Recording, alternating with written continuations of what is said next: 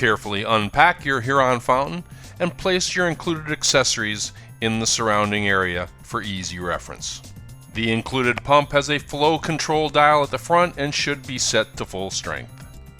You'll gather the light cords from inside the basin, making sure that the junction box for the light cords sits outside of the basin.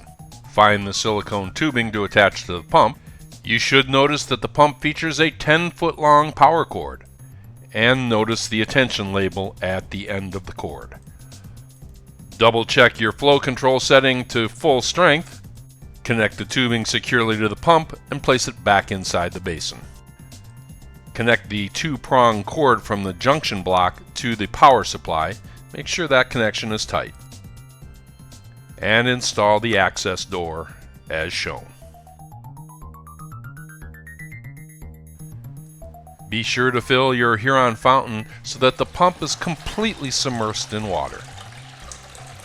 And be sure to plug your power cords into a properly grounded, outdoor-approved receptacle.